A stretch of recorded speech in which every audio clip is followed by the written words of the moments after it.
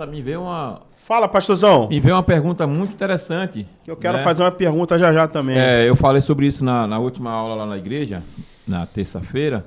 Qual o perigo, você como trabalha com grupo, pequenos grupos, qual o perigo de você instituir pessoas doentes em grupo, né? Porque a gente está vendo isso dentro do contexto célula.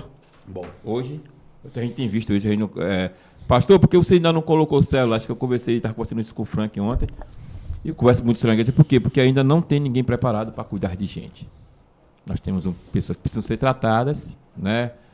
Ensinadas para poder cuidar. Eu não vou ser irresponsável por pegar pessoas vindo do mundo e colocar na mão de pessoas despreparadas para cuidar. Bom, seria uma loucura isso. Geraria pessoas doentes, como você falou.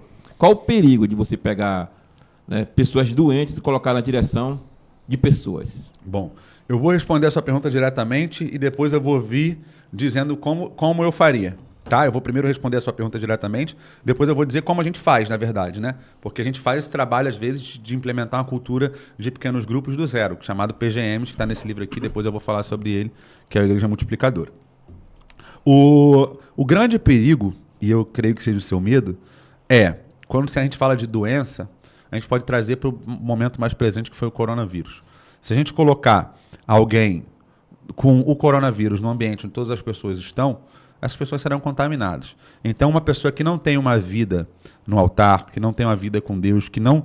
Porque, olha só, todas as pessoas que encontram a Jesus, elas têm a vida transformada? Não. Todas não. Quem a gente tem como exemplo para falar disso? O jovem rico.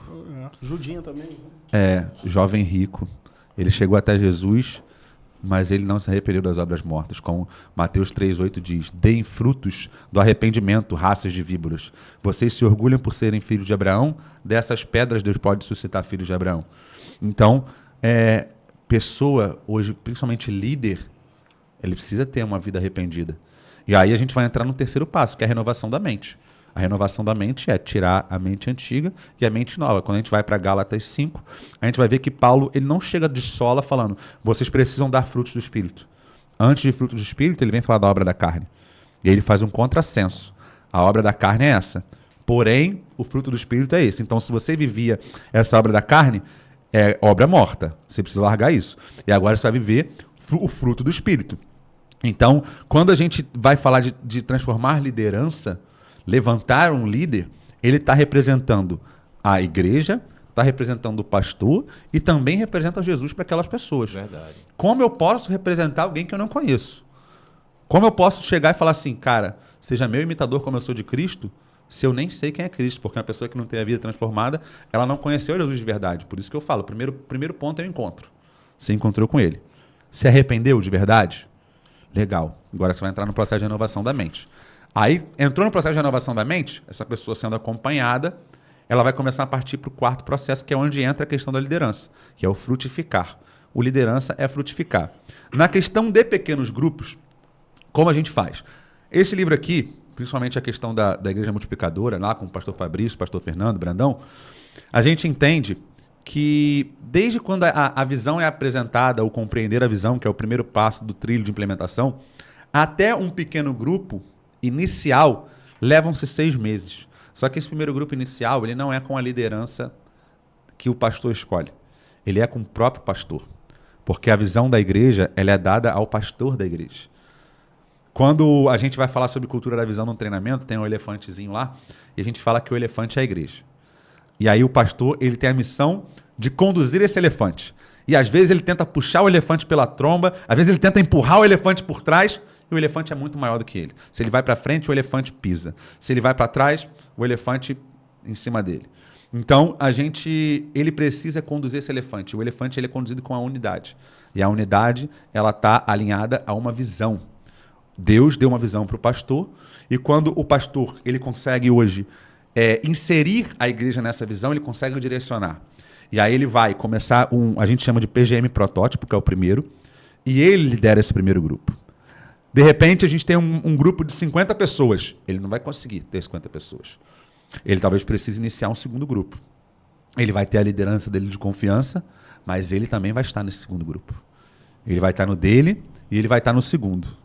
se possível, num terceiro. Até que esses líderes estejam totalmente alinhados à visão da igreja, estejam saudáveis para seguir o trabalho. E aí ele vai fazer o quê? Para um próximo grupo. E ele vai multiplicando, sem pressa, sem maluquice, sem megalomaníaco, sem evangelho constantiniano. Evangelho constantiniano é o quê? Nós vamos colonizar Sepetiba. Precisamos batizar todas as pessoas de Sepetiba. Era assim que Roma fazia. Quando chegava numa cidade, agora todos da cidade vão ser batizados, porque o cristianismo é a religião oficial do império. E onde existe o encontro? Onde existe você tomar uma decisão? É por isso que a igreja caiu. A igreja do ano 300 para frente. Porque a primeira igreja, eles recebiam a mensagem, se abriam para ter uma vida transformada e eram corrigidos pelos líderes da igreja primitiva, pelo pessoal da patrística. Agora, quando a gente vê uma religião que é imposta, a gente não precisa de transformação. A gente já foi batizado. Eu não preciso decidir ser batizado. Eu sou forçado pelo próprio império. Através de Teodósio isso começa. Constantino cessa a perseguição, Teodósio institui a religião oficial do império. Então a gente vê que o cristianismo ele se perde. Cresceu muito. Parabéns. Agora nós estamos plantando uma paróquia em cada lugar. Mas era o cristianismo verdadeiro? Nem de longe. Verdade. Era o cristianismo onde o imperador era a autoridade suprema, onde o bispo era a autoridade suprema, onde na igreja deveria ter um trono para o imperador, para que as pessoas chegassem, prestassem culto a Deus, ao Papa e ao imperador. Ou seja, por mais que algumas pessoas entendam que a institucionalização do cristianismo como religião oficial do império seja algo positivo, eu vejo como algo que poderia ter matado a igreja se ela não fosse a igreja de Cristo e o Espírito Santo não tivesse através dessa obra. Então, o trabalho de pequenos grupos que a gente faz através da igreja multiplicadora é: o pastor ele precisa ser o líder desse processo. Um pastor chegou para mim e falou assim: pô, Elan, você seria um cara muito bom. Uma igreja bem grande, uma igreja rica. Você seria um cara muito bom para começar esse trabalho aqui com a gente. Aí eu falei: você seria um cara melhor ainda para começar esse trabalho com a igreja de vocês. Aí ele riu para mim. Eu falei: eu posso te ajudar no que você precisar, mas eu não consigo ser o pastor da tua igreja. O pastor da tua igreja é você. Então você precisa ir lá e fazer. A gente consegue te tirar todas as suas dúvidas, te inserir na visão para você fazer isso na igreja. Eu consigo te ajudar na institucionalização disso, operar tudo isso. Mas hoje, no trabalho de comunicar a visão da igreja, eles não seguem a mim, eles seguem o pastor deles, e o pastor deles é você. Meu Deus.